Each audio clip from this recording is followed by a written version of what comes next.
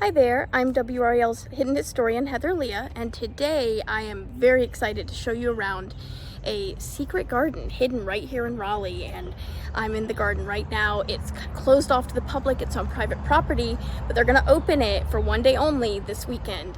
They're letting me show you around. This garden is nearly a century old. It's been on private property. It has an incredible story behind it. It's absolutely beautiful. So I'm gonna go ahead and start showing you around. I'm standing on Oberlin Road, where drivers are passing by every single day without even realizing that behind this curtain of ivy is hidden a secret world. Many people don't realize that Raleigh has a secret garden, and it's almost a century old. You can see these cobblestone pathways here. Just through this gate, which is normally closed to the public, there's a garden that has been tended for almost a century. Not many things in Raleigh have been around for over a century, but the home here is from the 1800s, and the gardens were planted in the 1930s, and they've been kept alive and growing ever since then. And I'm very excited that today they actually opened the gardens just to let me in so that I could take a look around before the crowds arrive on Sunday. So this Sunday, April 2nd, for one day only, they're opening these gardens to the public. And so this private enclave, this oasis that's hidden very close to downtown Raleigh, right in historic Oberlin, will be open to the public, and you'll be able to see it for yourself. But today they wanted to let me come through and give you a preview of what these gardens look like. And really, I've seen pictures. The gardens look very similar to how they looked in the 1930s and 40s. Now, these gardens were planted by a woman named Isabel Bowen Henderson. And this is the woman that grew a garden that lasted 100 years and hopefully longer.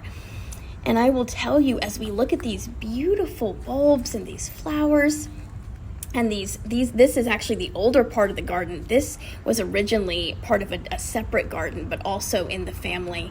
And when they sold off that property, Isabel took part of that garden over. So you can see little flowers growing like little fairies just hovering above this old cobblestone.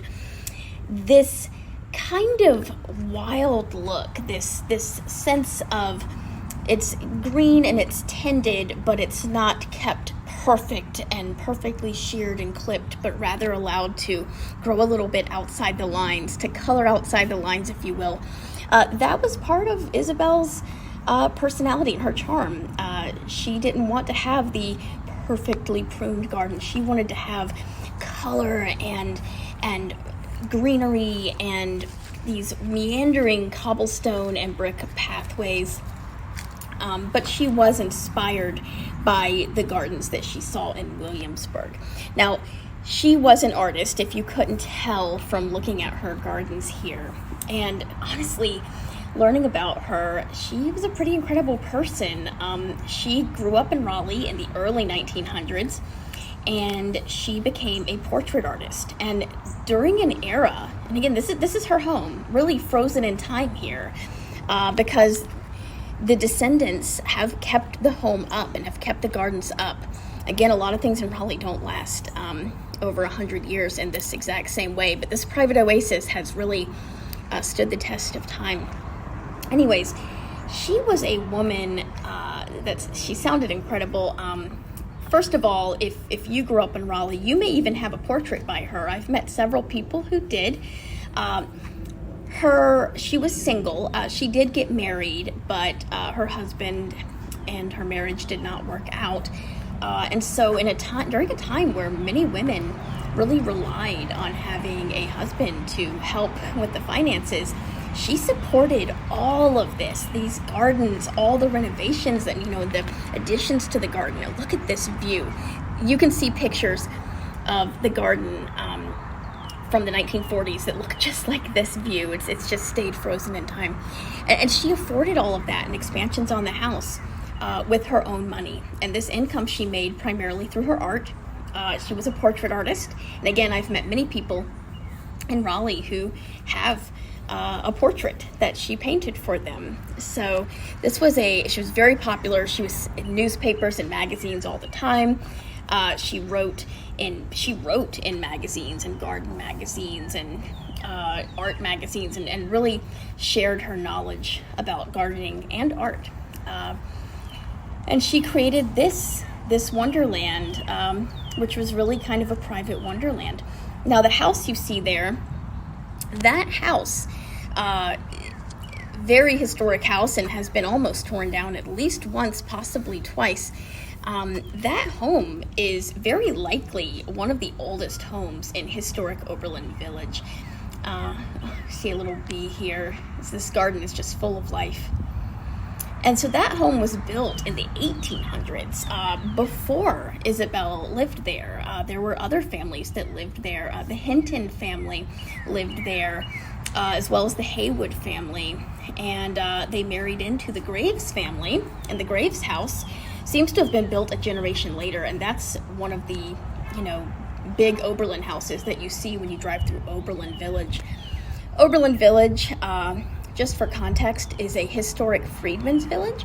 It was formed by people who had been freed from the local plantations and area plantations after slavery ended, after the emancipation. So those historic freedmen's villages were very important to Raleigh's history, and only 2 of them remain standing today. But this house was part of that history, quite possibly one of the first houses in historic Oberlin Village.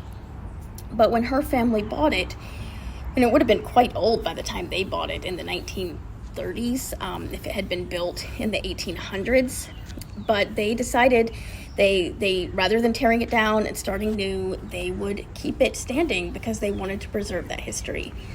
And so she kept that history alive. Much of that house, if you step inside this weekend, they will let you go inside that house, and you'll be able to see some of that original history from Oberlin Village as well. Oh, look, they've got a millstone used to decorate.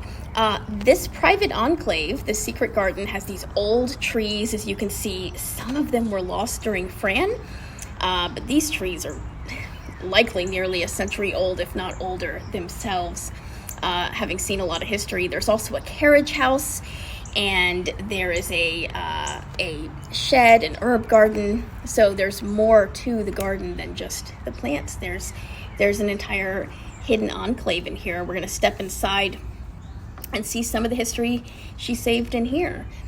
Now, I will say her sister inherited this garden and this house when she passed away, and her sister, which is the grandmother of the person who lives here now, literally saved this house from being demolished when the city of Raleigh, look at that view through the window, beautiful. When the city of Raleigh wanted to build a 5-lane road right through this part of Raleigh, which of course was right near Hillsborough Street and what would have been Cameron Village at the time. So there was a fight to save this house from destruction, and generations of family have kept it up since then. If that 5-lane road had been allowed to go through, it would have likely destroyed this house, the garden, as well as historic Oberlin Village. So the people who lived in this house, the women who lived in this house, have really fought to preserve it. And the family that is here now, Russ Stevenson lives here now. It's been passed on through the generations, and it's a testament to people who fight to preserve Raleigh's history. You can visit this house and the gardens this weekend. They're opening for 1 day only, Sunday, April 2nd. And you can come see it for yourself. I hope to see you then, and I'll see you next time for more hidden history. Thanks.